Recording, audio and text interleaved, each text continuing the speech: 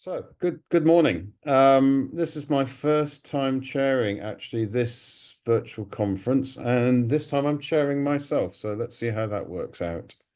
So my name's Martin Packer. I've been doing performance for decades now. I think it's the best way of describing it. This presentation, actually, I gave an earlier version of it at the GSC face-to-face conference last year, but I've updated it for Z17. No, the abstract here really is that a lot of situations in recent years that I've been involved in have lent heavily on draws, processor draws in particular, and LPAR design relative to the processor draws and stuff like that. And in fact, to be quite honest with you, I'm in Turkey this week and next week dealing with customers, and I was a couple of weeks ago, where the draws question and how LPARs fit into draws has been very much a part of it. I actually threw these slides into the mix a little bit before some of the recent situations, but that's going to be interesting if I modify my message at all. So I've got rather a lot to talk about actually to fit into 45 minutes. Some of this, when I started with the presentation, was kind of tourist, nice little pretty pictures. So maybe those go past really rather fast. Particularly some of those are still Z16 pictures, but that doesn't really matter here. So I'm going to talk about what a processor draw actually is, a tiny bit about Z16, Z17 cache hierarchy, then a topic which is kind of important, which is processor draw growth, and the assertion that LPARs should fit into draws, whatever that means. And it's not necessarily entirely clear what that means. Then I'm going to talk about draws and LPAR placement, and draws from the point of view of resilience and sustainability. Tiny bit on draws and frames, and then the bit that those of you who know me would expect me to want to talk about, which is instrumentation. By the way, if you recognize your data in this, good luck, because I don't think any of you have your data in this presentation, at least not in any recognizable form. So firstly, what is a draw? So a draw at the simplest point of view is a bunch of chips with processor cores in it, plus memory, plus I/O connectors, whether we're talking about to I/O draws, which I'm really not going to talk significantly about, or whether we're talking about ICA-SR coupling facility links to nearby coupling facilities, and an awful lot of cooling. Tourist information, this perhaps, unless you absolutely need to know it, which some customers do, processor draws are 5 standard units high. When compare that to the I/O draws, which are 8 standard units high. But in this presentation, as I say, I'm mostly going to be talking about processor draws rather than I/O draws. So I don't think I need to spend long on this. This is the front and the back of a processor draw. On the left, you can see a load of fans and other things, and on the right, you can see a load of connectors or places where things can connect into the processor draw. And something like an ICA-SR link would plug directly into the processor draw. This is Z16 one, by the way. Now, one thing I glossed over on the previous slide is in the multi-draw machine, and most are these days, there are connectors to other processor draws called the A bus. One thing you might notice is that not all of the DCMs, dual chip modules, have connections to other draws. But this is just, you can have up to 4 draws on a Z16 or a Z17. They are connected together through the A bus, or A buses. Now, very briefly, we have 4 dual chip modules in a processor draw, and each dual chip module has got 2 chips. And each PU chip has got 8 cores.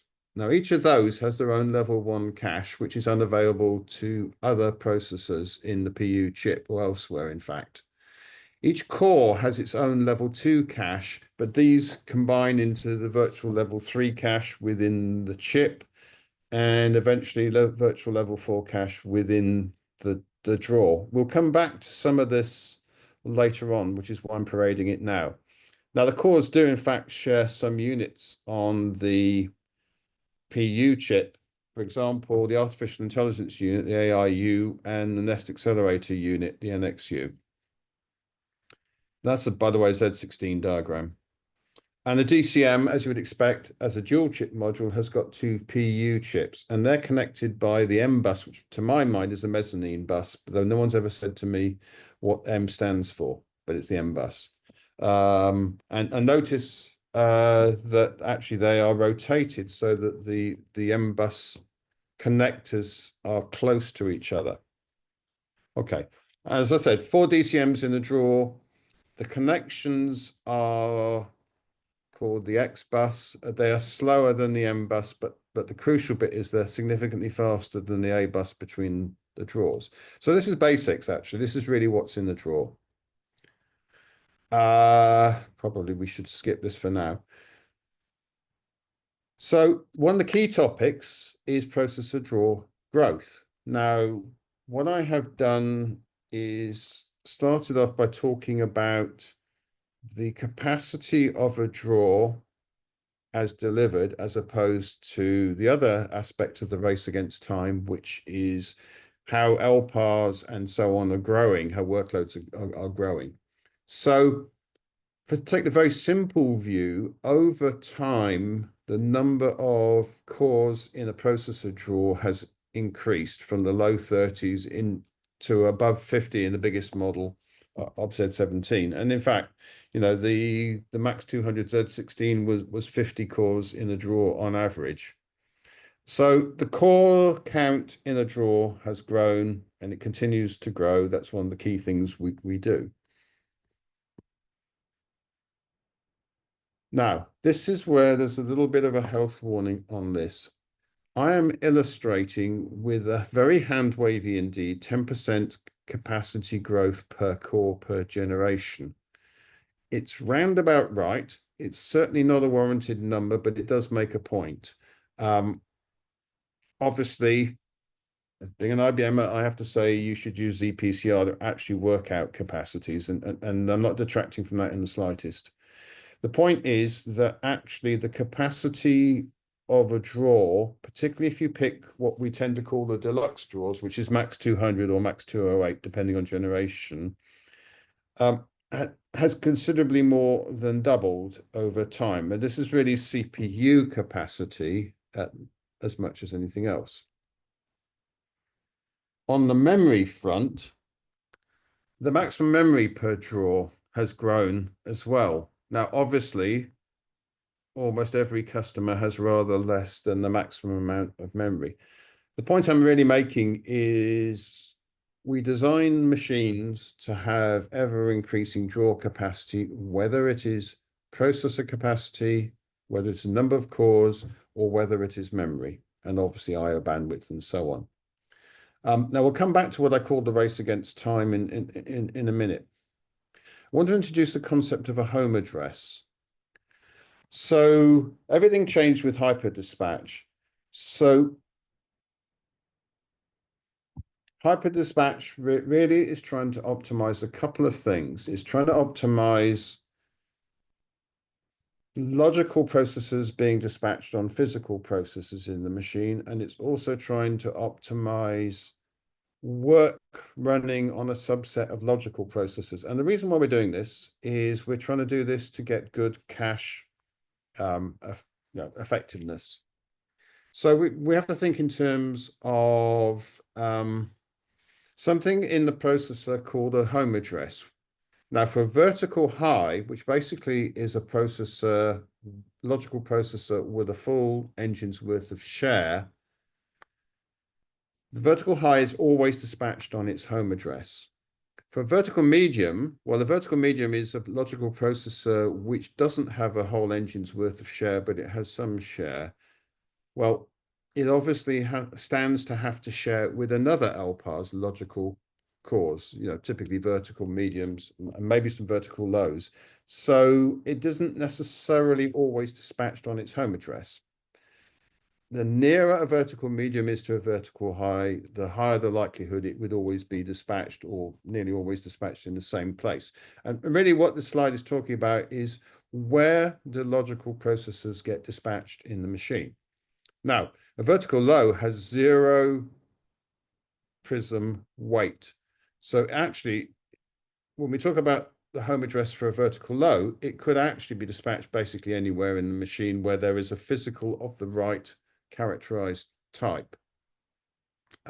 Funnily enough, logical processes that are offline, they have a home address, but I wouldn't take that too seriously. In the data, which we'll come on to, I hope, you see a home address for an offline logical processor, but it really doesn't have a huge amount of meaning. Now, the other thing I think is worth mentioning is Prism has a very complex job in terms of optimizing where it places logical processors, actually physical processors too, in the machine. Obviously, the more LPARs or the more logical processors or the more physical processors or the more memory, the more complex Prism's job gets to be. So Prism attempts a sensible home address assignment, and each generation, the algorithm it uses is refined. It's not always possible to have what you might think of as the optimal home address assignment, or memory assignment for that matter. You just have to understand that in the more complex cases, it's a highly constrained problem that Prism is trying to deal with. And as I mentioned, we're optimizing both for cores, whether physical and logical, and also memory. And actually, when Prism reassigns, or sometimes people call this recalculates, it can actually end up moving memory, or rather the use of memory, between drawers. Now that's called dynamic memory relocation. That's also exploited, by the way, by something called enhanced drawer availability. One thing that I've become sensitized to recently is consider how much memory would be moved if an LPAR swapped drawers, because the more memory that DMR has to move, the longer it's going to take before the cores and the memory are all in the same drawer. So a number of situations recently have been ones about why are LPARs moving from one drawer to another, and why are they moving so much memory when they do? So actually, this is one of these cases where you may think that it's a good idea to assign all the memory in the machine to an LPAR, but if that LPAR doesn't need the memory and it crosses drawer, then you've created a longer period of time where you might have cross-draw access. Now, why might an LPAR move? Why might there be reassignment? Well, there are lots of circumstances under which Prism has to do reassignment. I prefer that term to recalculation, actually. So things like you add physical processors, you bring them on physically, with OOCOD. They might be weight changes. They might be logical processor varying on and offline. Can well lead to Prism deciding to have another go at where should stuff be. Now, one thing to say is Prism doesn't have a nervous kitten mode. It's not moving stuff around all the time. It's moving stuff around on significant changes, but significant changes might happen more often than you might suppose, depending on how often you suppose, I guess. One key driver, as I've already mentioned, is weight changes, and IRD weight management could cause significant weight shifts, and that might cause reassignment, which in one case I know of does cause actual moves between drawers. So the point here is Prism is trying to do a complex job of optimizing where it places LPARs in the machine, where it places physical cores, as, if you like, the envelope within which everything sits, and where memory physically is carved out of the machine. We'll come to instrumentation in a bit, because I think that's one of the key things in this presentation. Okay, so I'm going to say this fairly rapidly, I think. So the notion is that LPARs should fit into drawers. It's more than a notion, it's a strong design guideline. So what do we mean by fit? What I mean is the whole of an LPAR's resources should be within a single drawer wherever possible, or certainly shouldn't necessitate splitting across drawers. So of course you can have an LPAR that's bigger than a drawer. Equally, you can have more than one LPAR where you can't really fit things in the machine in the way that none of the LPARs cross drawers. They don't even necessarily have to be that large for that to be the case. So when we're talking about fit, we're typically talking about processors, but we're also talking about memory. And I think this is one of the ones where you have to consider all the potential scenarios, whether we're talking about day-to-day running or when you have to bring resources online, maybe for workload peaks, maybe actually for recovering workload from a machine that's out for maintenance or has died or something like that. And indeed, logical processes is a key part of it. Also, if you unpark a vertical low, that can lead into some interesting situations. And I've just alluded to the fact that it's not just a case of a single LPAR fitting in the drawer. Prism has to be able to make sure all the LPARs are able to not be cross drawer. Now, why do we care? The main reason we care is because cross draw memory and cache accesses take a lot longer than memory and cache accesses within the same drawer. Generally, you see that as a cycles per instruction deterioration, which can affect both a processor that happens to be in the so-called remote drawer and the remaining processors for the LPAR, which happen to be in the near drawer. Now, if you see a deterioration in CPI, that can happen for lots of reasons. I will say, and we don't tend to lean heavily on this one, there is some effect with cross dual chip module accesses, but really we don't lean heavily on that because it's not nearly so severe a problem until I find a customer where it is as cross draw. And frankly, it's not realistic to say to you, you should make sure that your LPAR fits in a DCM. Still worse, that it fits in a chip. That's just not a sustainable design guideline at this point, and it's not necessary. By the way, it could be the situation that the memory is remote from the processors rather than some of the processors being remote from some of the others. So, remote is a bit of a fuzzy term here. One thing to bear in mind is actually the I/O, physical I/O might be through another drawer depending on connectivity. Okay, so I mentioned a race against time twice now. So the thing is, yes, drawers have become bigger, especially if you make a choice of what I call the deluxe. So a max 200 over a max 168 or a max 208 over a max 183. And it's not just CPU, it's memory and I/O capability. But my experience is LPARs in many customers are growing really fast.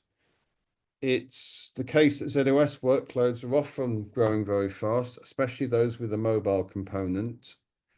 Modern application styles are also drivers of LPAR growth, most notably of ZIPs and IFLs, which I haven't really talked about much, and memory as well. And by the way, Z16 company facility control code now enables scalability and company facility LPARs with more cores. So all these things are driving, in many customers that I deal with at least, LPARs to grow fast, often faster than physical processor draw capacity. So very often I end up in conversations with customers about splitting LPARs in order to make the resulting LPARs fit inside a drawer.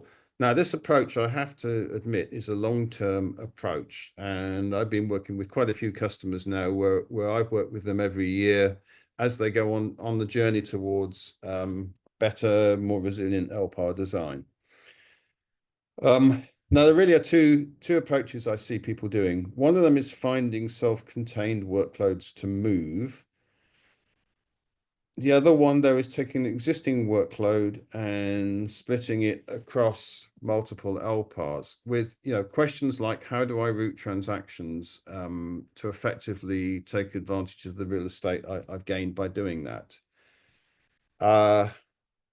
And of course, more LPARs often means more middleware componentry. So, for example, more DB2 subsystems. Now, that may be something a customer wants to do anyway to get things like VSCR, but obviously there's complexity in managing that. I had a conversation with a customer recently where they're thinking of a third machine, and then you end up going, well, how do you divide something that's two-way split into three? That's an interesting design question. Okay. So let me talk about where resources are placed in the machine a little bit.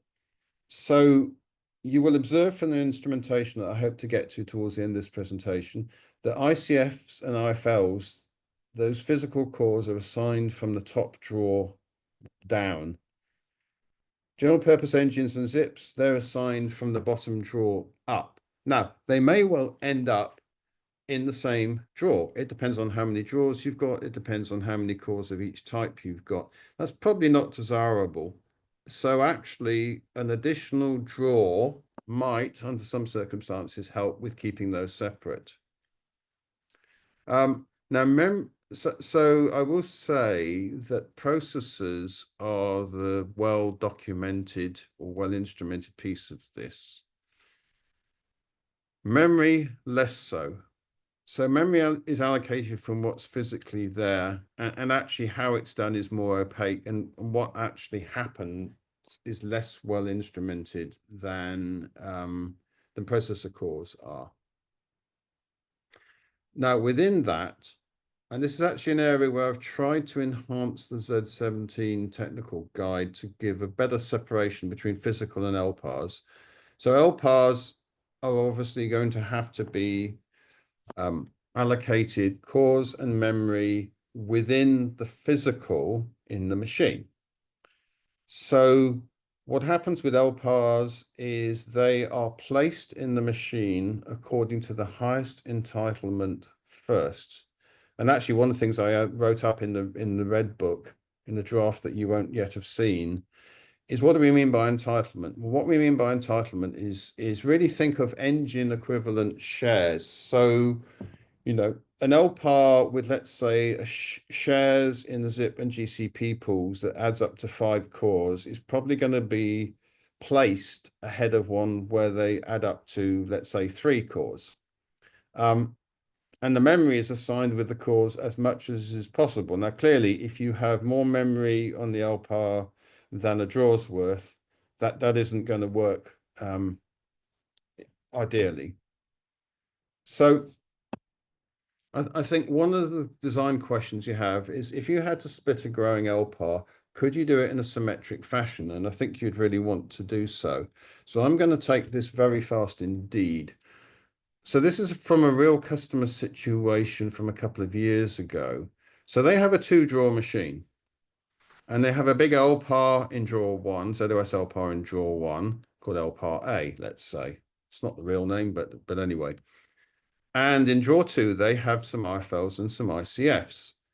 So if they were to split LPAR A up, they couldn't do it symmetrically because the IFLs and the ICFs would limit the size of what we're going to call A2. However, if you had 3 drawers, then you could split A into A1 and A2 symmetrically, and that would actually give a lot more growth. So sometimes the number of drawers you've got and where the non-ZOS cores are constrains the level to which you can split an LPAR. And actually, you want symmetric splitting for a number of reasons. One is for recovery, another one is for growth, and the third one is just plain old simplicity of work routing. So sometimes, and this is a real example, a third drawer in this case would be handy, or a fourth drawer. Now, by the way, let me bear in mind that if you have a 3-drawer machine, it's a factory build for a 4-drawer machine. So that's not the same as adding a third drawer into a 2-drawer machine. Okay. Very briefly, drawers and resilience. So a single drawer machine can't survive a drawer failure. Because obviously it's the only drawer in town. A 2-drawer machine could, but if you lost one drawer and you only had another, would there be enough capacity to run the work? A 3-drawer machine might actually do better than a 2-drawer machine in a recovery scenario. Now, obviously, there's a lot of planning one has to do to achieve resilience potential, which is really beyond the scope of this presentation. And I have to say, other single points of failure are available other than a single draw. And what I'm learning these days is how to use vital product data to look at some of those other aspects of physical links configured between, let's say, a processor drawer and an IO drawer, which is a real world case I had recently. Okay, now everything I've talked about so far seems to talk, doesn't it, in terms of upping the number of drawers in the machine. I think one thing I should talk about is that actually every drawer has a just because amount of power consumption. So more drawers is like more drawers would likely lead to an increased amount of power consumption, which in the current political climate, I suppose one talks about that in terms of money rather than anything else. However, I think differently. Okay, so as I say, number of drawers affects energy consumption. Individual cores, it turns out, rather less so. So, for example, if you had a Z16 with 67 CPs, GCPs, 10 zips, and 4 ICFs, that would use more energy in 3 drawers than it would in 2. And it could be that sustainability is a deciding factor in terms of your machine design. The other thing is memory has a significant effect on energy consumption. And actually what kind of power distribution you have has some effect on that as well. I'm going to nip to the bottom of this slide. So Z17 actually has some very nice metrics in SMF on energy consumption. So you can measure by time of day, actually, the energy consumption of the machine and the LPAR that's cutting RMF records, SMF records. I'll talk about that a little bit later. Another pragmatic thing is frames. Now, this is actually where VPD is useful for me because it enables me to say things like, I can see your machine is nearly full in terms of physical IO drawers and processor drawers. So that leads to some interesting discussions nowadays sometimes. So, if you had a 4-frame machine, you could do a lot with it, but you may not have the floor space. And in fact, the customer with the 2-drawer versus 3-drawer live discussion told me they couldn't add a third processor drawer because they would need another frame and they simply didn't have room in the machine room. So there's a pragmatic here about frames. Can you really fit the number of frames you require to be able to fit the number of processor and IO drawers? This is really meant to be a presentation about Z17, but Z17 with the IO consolidation may well help with that. So yeah, IO consolidation really outside the scope of this presentation. And what was quite nice, by the way, was when we went from Z15 to Z16, We went down from a maximum of 5 draws to a maximum of 4 draws with increased overall capacity, as I showed you earlier. Okay. Let's talk about what you would expect me to want to talk about, probably, which is instrumentation. So really, there are 3 SMF record types of relevance. The 70 subtype 1 is a key one here, and most of the reporting for design purposes is in the partition data report. So the CPU data section will tell you about the LPAR that's cutting the 70 subtype 1 record, and it'll tell you things like we parked vertical lows, how much of the time, and which one we parked, and what the utilization was. Actually, you can get the utilization of your LPAR's logical processor from the logical partition data section. No, from logical processor data section, which I'll come on to in a minute. Logical partition data section tells you about the other LPARs, their names, and some characteristics of them. And in fact, the logical partition data section points to the logical processor data section, which tells you about every logical processor in the machine. So that's things that you would have expected traditionally, which is core level utilization statistics and polar weights and polarities and that sort of thing. In Z16, it added something really very handy, which is core home addresses. So for every LPAR in the machine, you will get what are the home addresses, the thing I described earlier, for each logical processor. You will also get, I would assert, physical core placement in the machine. I say assert because this is not documented, but it's worked out in every single machine that I've ever looked at since Z16 came along. And then there's a logical core data section, which relates threads to cores, which is really to help you do things like parking analysis and SMT analysis. Now, in the middle of this, the middle panel is the SMF113, which is not cut by RMF, it's cut by HIS. Which gives you the effects of LPAR design. And I'm going to show you a little bit of that in a minute. So you use that for sourcing data in the cache hierarchy. So for example, if we're getting remote accesses, including cross-draw accesses, whether it's cache or memory, then you have those numbers. Crucially, it gives you the cycles per instruction, which is one of the acid tests of whether your LPAR design is good or not. And the granularity here is logical processor within an interval, but it can't see the cache effectiveness of other LPARs. So really, you're going to want the 113 data for every ZOS LPAR.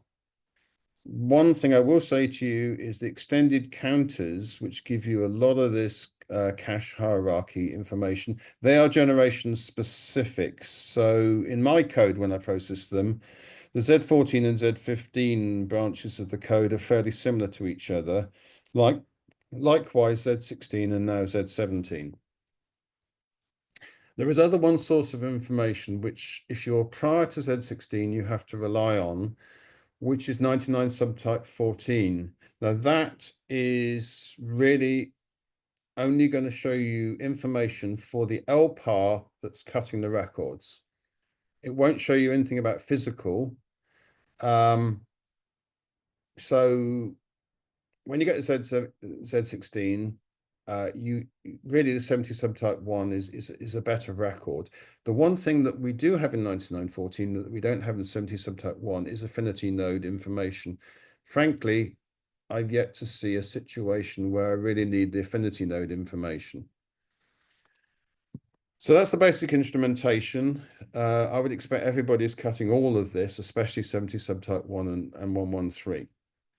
So one of the things that Z16 instrumentation in 70 subtype 1 allows you to see, and it's still true in 17, is where the physically characterized cores are. So this is a real example. The gray on the right is ICFs. There are no IFLs in this particular machine.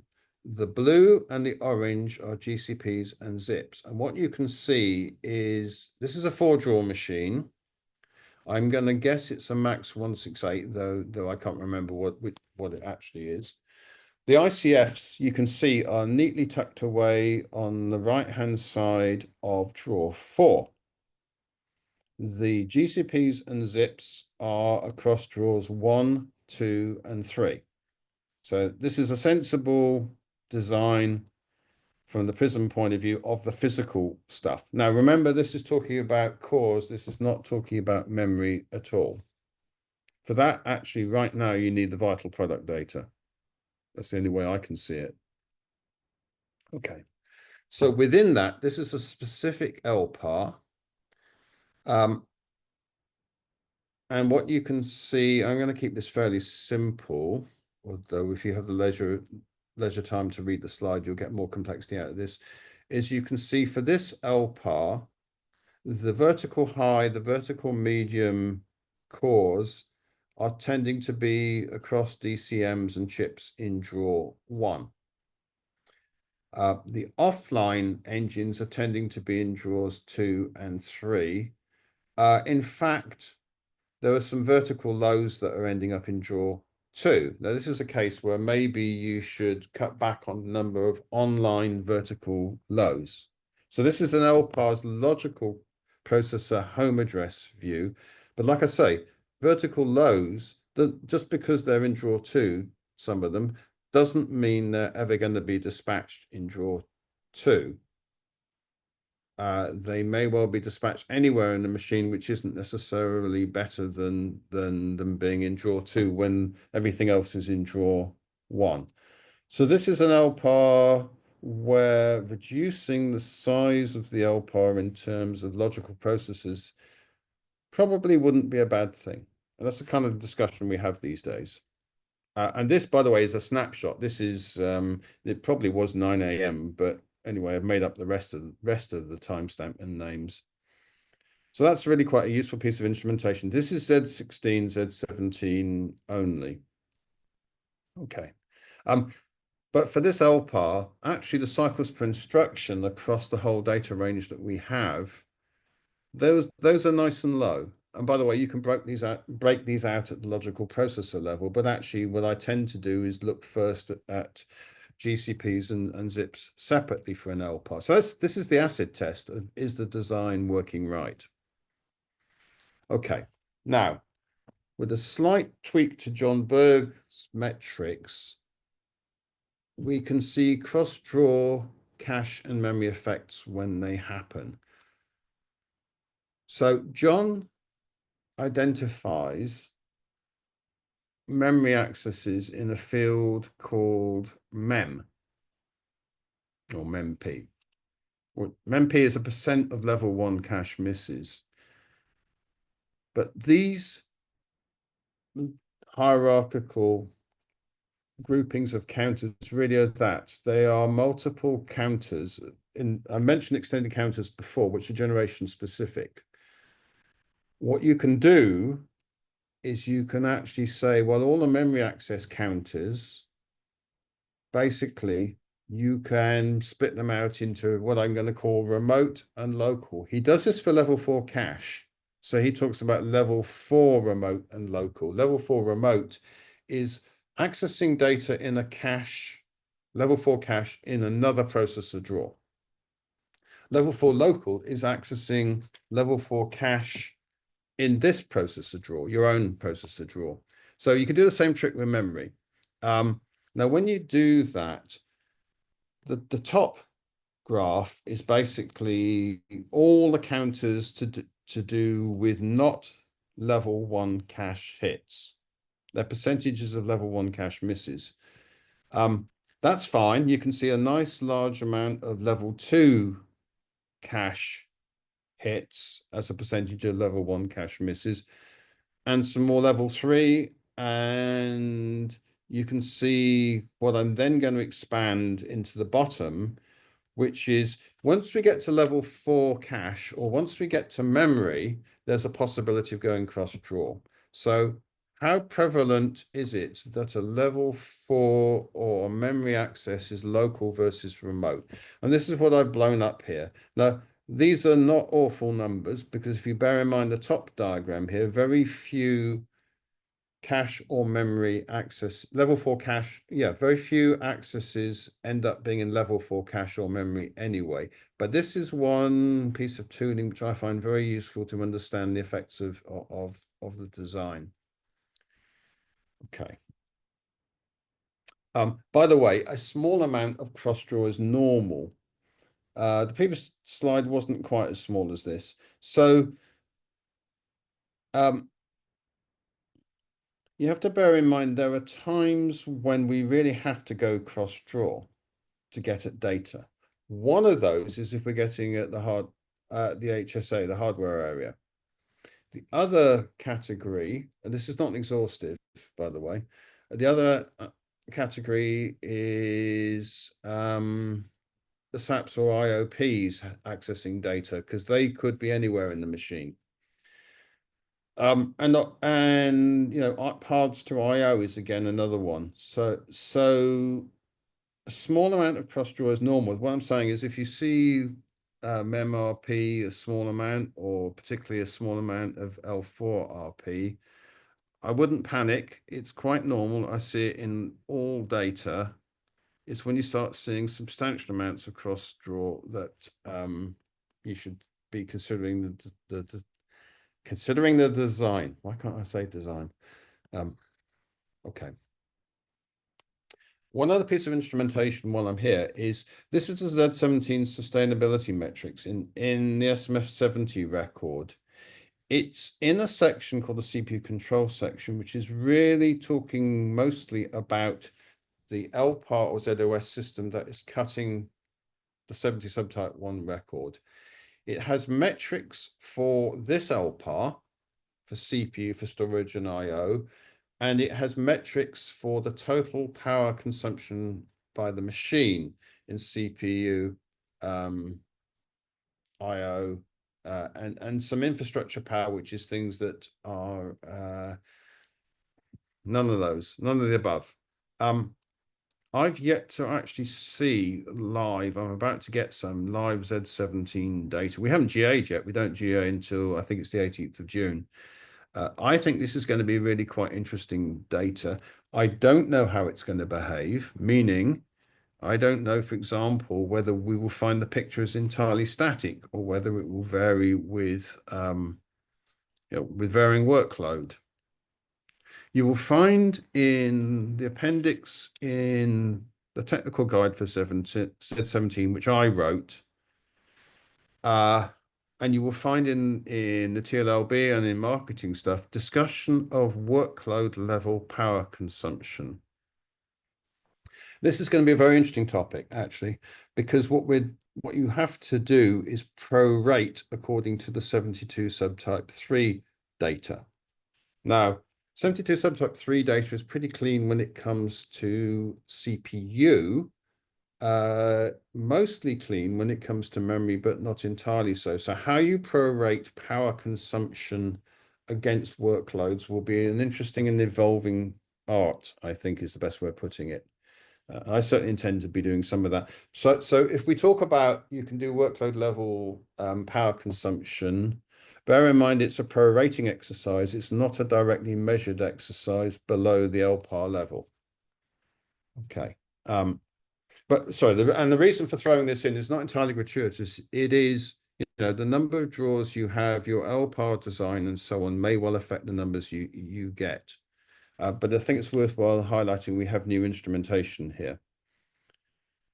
One thing I will say is if you can't cut or don't cut the 70 subtype 1 for an LPAR, you're going to have to do a subtraction game, play a subtraction game and go, the other LPARs have this amount of power consumption.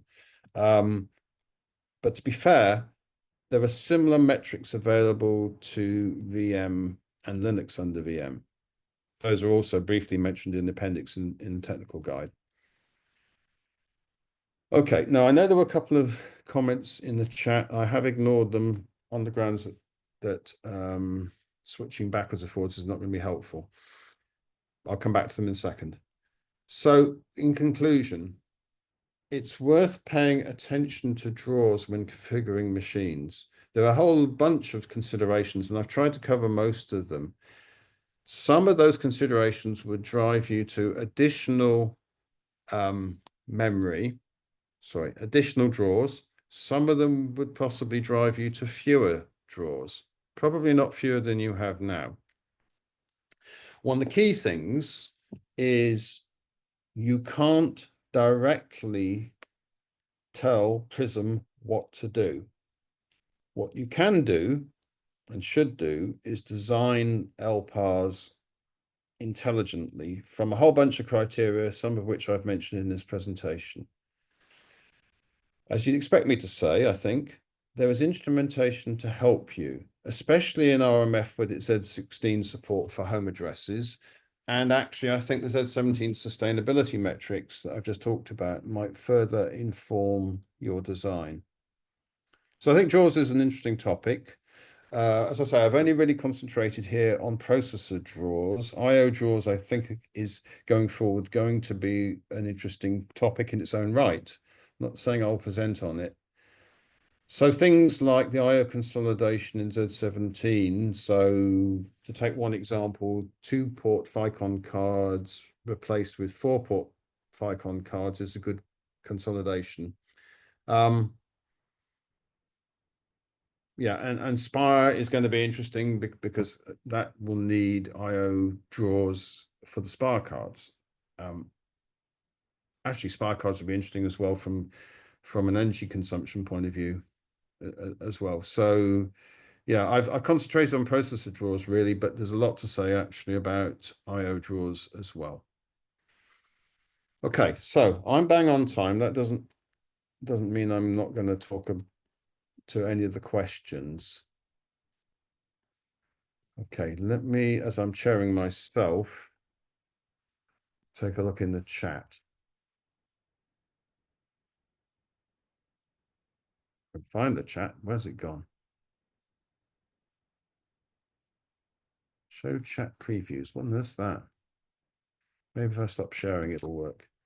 Okay, right. So, in no particular order.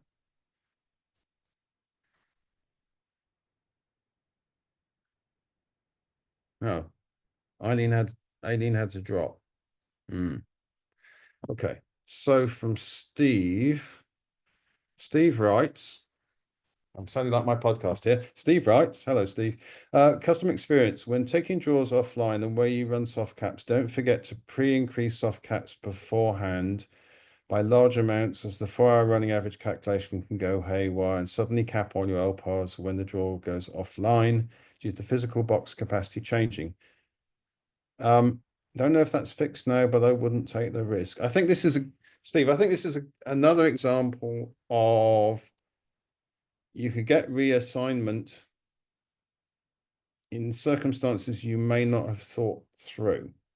I'm not saying you haven't, but that's not the point. The point is that it's worthwhile keeping up with the instrumentation and using it to make sure that all the scenarios you run into, you've got proper designs for. Yeah, that's a good point, Steve. Thank you. Gabrielle, so hopefully I'm pronouncing your name right.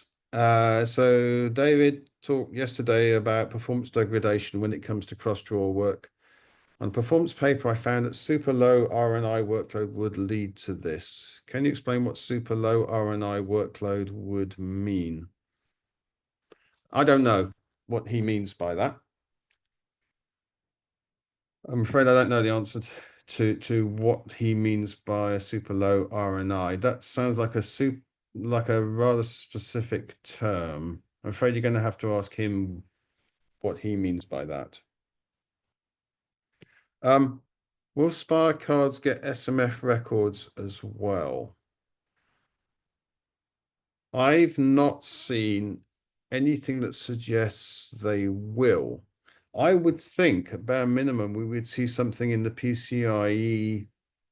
Let's try and get this right. Well, it's one of the subtypes of 74. I honestly don't know. I've not seen anything suggesting there would be specific SMF records for Spire. And these aren't great answers I'm giving, I'm afraid, but that's where we are. Okay, so we're about 5 minutes over. Are there any more questions? Perhaps ones I can actually do a better job of answering. Let's give it a minute or two.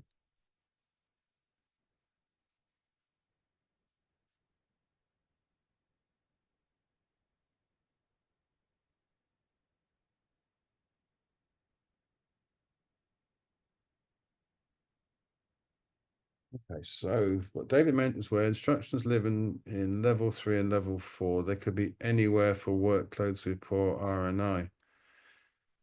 Yes, I guess that's right. Yes. I think probably instructions and data as well. Yes. Well, I think, poor RNI kind of means you go further into the nest, doesn't it? So the further into the nest you go, the more of a chance of cross draw. That would make sense. On the other hand, just because the data's in another drawer anyway, could drive that. As always, I think what you have to do is you have to look at the 113s to know what's going on. And okay, there's one other question here. Is there documentation published already about the new Z17 SMF records where you can see the energy consumption you mentioned? Yes and no. I'll deal with the no first. Until GA, you won't see an SMF manual with the fields in. The yes flavor is the draft red book for Z17 technical guide, or because I put it in there, by the way. Not steal credit really, but I put it in the appendix that talks about sustainability metrics. I made sure it was in there. And it's also, I mean, this is not a formal presentation, right?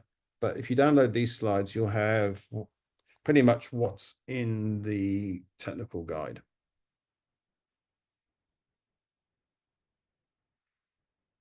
Okay, so we're a little over, aren't we? And some of you might be trying to grab lunch before the next session, which isn't me, but I'm chairing it. So, okay. Thank you very much for your time. And I've seen several of you already on other sessions in the stream. So thanks for attending the stream as well. Hopefully you know where to find me. How to avoid me, that's another matter. Anyway, thank you very much for your time. Take care. Bye.